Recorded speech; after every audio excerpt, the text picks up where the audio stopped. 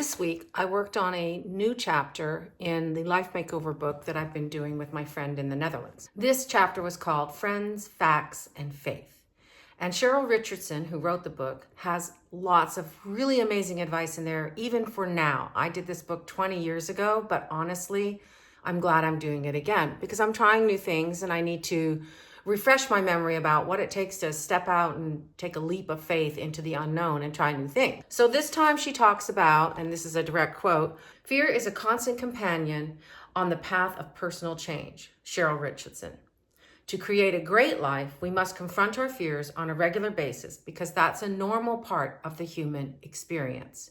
Confronting your fears on a regular basis is a normal part of the human experience.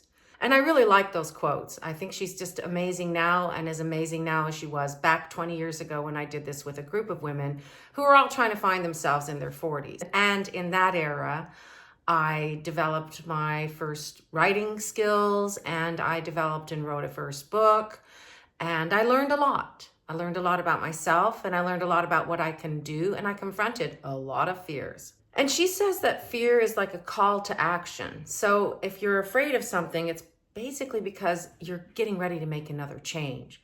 It's a motivating force for change. And it is a gut level knowledge that the action you're going to take is important, whatever that action might be, for your growth and the advancement of your goals. And I also feel that any action that you take in a situation where you feel fear, and it's not necessarily about personal growth, but it's about dealing with things that you weren't expecting to deal with in real life. I think that helps you to grow when you learn to trust your gut and to trust your instincts and to just take those leaps of faith and do what you believe is right and take charge of the matter. What she writes about, and I agree, is that the better you become at handling your fear, the more amazing your life will become. Certainly that's been the case for me. I have a very rich and full life. In fact, the physicist and I were talking about it last night and we were just sitting in our little living room, chit-chatting away.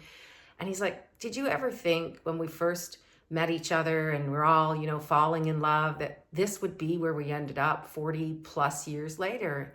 And of course not. We couldn't even envision where we'd end up in 40 years. But so much has happened in those 41? Yeah, it'll be 41 years this year in August. So much has happened. And I'm glad for all of our little adventures and for the ups and the downs because it didn't just mold us as people, it molded us as a couple. So the thing that she talks about how to develop and take charge of the things that you need to take action on is that you have to have 3 things in place so that you can deal with your fear in an effective manner. And those 3 things are friends, facts, and faith. She says that the minute you start feeling fear over something, you need to identify someone who can support you and get you through that fear. It can be a really close friend. It can be someone like your husband. I know I go to my husband a lot. The physicist is a great support to me and he has my 6. He has my back. That's why I can write love stories about people who have other people's 6s and backs. And I have his. So he's my first realm of support. And then I have a wonderful group of girlfriends that I can talk to, that I feel like I can trust with who I am. And I'm developing relationships with younger people that I can talk to in my family about certain situations that I also trust. And so in those relationships, I can go to and ask for help or for some kind of advice into how to move forward. I need to confront the fear, but I don't have to confront it alone. And I think that's really important. So whether you have 3 or 4 or 1 only really close friend or person that you trust, you're ahead of the game. And you can really use your connections and the relationships that you've built over time to help make constructive, positive decisions. The next thing that she talks about is getting the facts. And it might be as simple as, you want to learn how to act like me and you've never done auditions before or commercials. And so you talk to some people who've been there before you and they say, there's a great acting class that you can take. And so you take the acting class and then you learn how to do auditions. And then you start stepping out of your comfort zone and you learn how to look for places to audition. It could be when I was a writer. I didn't know all the things I didn't know then. Maybe I'm glad I didn't know all the things I didn't know then. But because I stepped into that realm of writing, I found other people who were writers. I developed a critique group up in Fairfax, Virginia. I went to my very first ever writing retreat in 2008. And from there, things slowly built. And because things slowly built, I became more confident in my abilities to do the things that I needed to do to write books and eventually to sell a book, to go out and pitch my books to editors and agents. That's what we used to do in the day. And now I'm indie published with that same wonderful group of friends, because now I have people that I can trust who have my back, who want me to succeed, and we can help each other in our next path, in our future. So those are all really positive things. But how did we do that? We were friends. We also gathered facts about how to approach the industry of publishing, about how now to approach the industry of modeling and acting. And in my personal world, if I don't know something about a situation, I go to the experts in their fields, whether it's my physical, mental, or spiritual self. I need to talk to people who are smarter than me, who are educated in those areas, who can help me become a better person. So it's all good. Facts are great. They help you decide what you need to do next. And then finally, the last thing that she talks about is, if you have all the facts, then you have to finally trust your gut.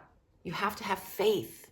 You have to have faith in your ability to do the things. You have to have faith and leap off the cliff and just do it, even though you don't know the end result. You can't always know how things are going to work out. I certainly didn't know how things were going to work out when I said I do to my husband 41 years ago almost. I certainly didn't know how things were going to work out when I wrote my first book. I certainly didn't know how things were going to work out with every move that we've made as a couple and as a family. And I certainly don't know how things are going to work out in this whole acting modeling thing.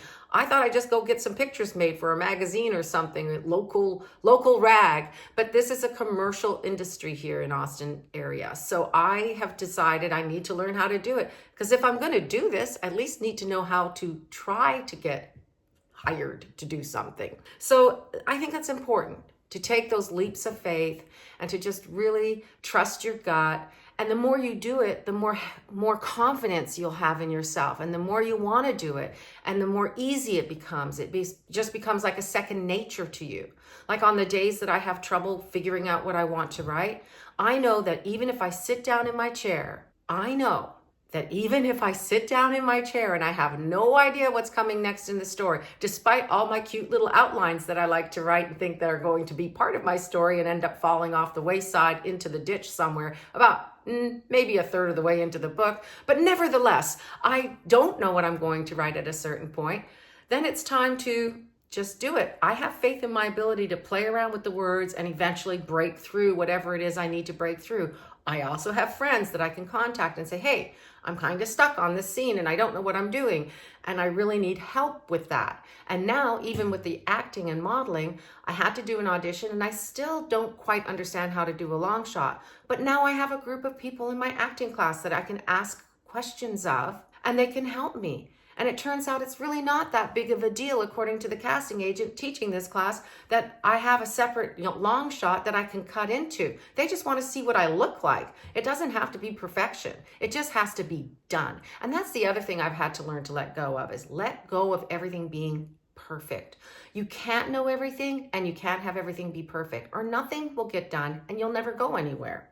And so she talks about that you can trust whatever happens along the way, that whatever happens, anything that happens, you can handle it because you've done it before. It's like learning to walk, learning to talk, learning to sing, learning to box, learning to do all the things. Eventually you'll get better at it.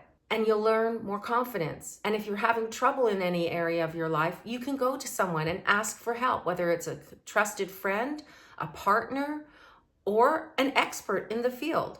That's really important. Like if you don't know how things are going in a certain aspect of your life and you need to get answers, don't always trust the people that are providing you with them to be accurate. Go to the sources that know what is involved, that can answer you with intelligence, knowledge, education in their fields. And that's really important. I have never, ever been afraid to ask a quote unquote dumb question. The only dumb question is the one I've never uttered. Because if I ask a question, chances are there's about 10 other people in the room that had a similar question, but they were afraid to ask the question because they didn't want to look stupid or foolish. I guess I don't mind looking stupid or foolish because I just want to know the answer to the question. I ask really dumb questions, I know, but I don't care because I always get the answers, and that makes me a smarter person. She does say growth only happens when we take action without knowing the end result. I have a lot of little fires in the iron right now. I've got a book I'm trying to finish before the end of the month so I can send it to my critique partner. I've got modeling and acting classes. Well, mostly it's just acting classes, but I have this whole new thing that I need to pursue, and I want to do a few auditions, so I'm going to do that. I've also developed a strange addiction to TikTok, so I'm trying to do videos on TikTok in addition to shorts, in addition to these vlogs. All very new to me. I don't have special fancy editing programs or apps because I don't want to spend the money because I'm a little bit Dutch and a whole lot cheap. But I'm trying my best and I'm having fun with it. I've got my new little writer group and we're supporting each other, the Word Birds. So that's another area where we can support each other in how do we make these TikTok videos and how much content should we do and what is the balance of the content. And we can talk to other people who are way smarter about it and ask them too. So it's just a learning curve. And the more you do something, the better you get at doing it. So I've talked to you about the areas that I've taken leaps of faith in, and those have been like pitching to editors. I had to learn how to pitch. I had to learn how to walk into a room and tell somebody about my story in 3 minutes or less, or a 25-word log line. That's like a movie line, like A person is meeting B person, but when C thing happens to A person, everything goes catawampus and they must fix it. There's a conflict. And this is a really quick and dirty version of a log line because I don't have one memorized for y'all. And I hate writing them. I can write them, but I don't like writing them. It's not my favorite thing, as is a synopsis. But apparently I can write really, really funny, to me, outlines that I end up not using for the most part. But at least it gives me a false sense of security and I can get through it. So I had to learn how to do all of those things back in the day. And then I decided to go indie, so I took a course on how to be an independently published romance author because I knew that was the direction that this industry was going in. I talked to people that had gone before me and asked them lots of questions. I follow people who do this much better than I do and learn from them and continue to try to become a better self-published person. I'm trying more things marketing-wise. I'm not spending a lot of money, but I am trying more things and I see some results. So all of those things are ways that I can learn. And how do I learn to get better at it? By talking to my friends, by getting more facts, by getting the information. So there's probably some area in your life where you might want to grow and change, where you might be feeling a fear and you might want to jump off a cliff, but you don't know where you're going to land and you're afraid to jump off the cliff. First thing I advise you to do what Cheryl Richardson says in Life Makeover. Just find somebody who will support you in taking that leap. Just find somebody who will give you information that can help you. Get the facts before you take the leap. Like, are there sharks down below or is it clear sailing ahead? You need to get the facts so you know what you're walking into. And finally, do take the leap of faith. Have faith in yourself. When you have faith in yourself, you can accomplish great things.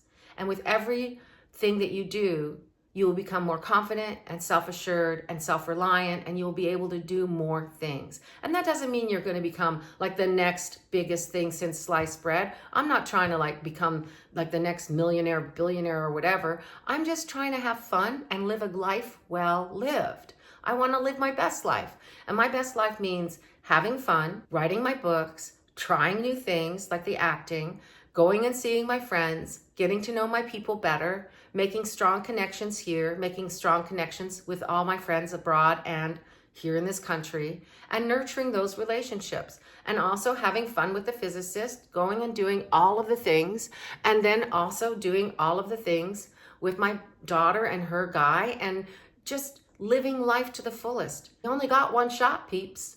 We got to, take advantage of it because we don't know when our ticket's going to get punched. I hope mine's not going to get punched for the next realm of living, whatever that may be, until a very, very long time from now. But I try to live every day like it is not necessarily my last day, but that I better make the most of this day if I can, because I want to leave behind a footprint that's at least large enough for my family and my friends to remember me by. So feel the fear, do it anyways, and remember that success is never final. Failure is never fatal. It is the courage to continue that counts. One of my favorite quotes by Winston Churchill. I hope that this information, that this vlog inspires you to go and do the thing that you fear and make something good happen out of it. And I hope that you have a wonderful week, and I look forward to vlogging with you again.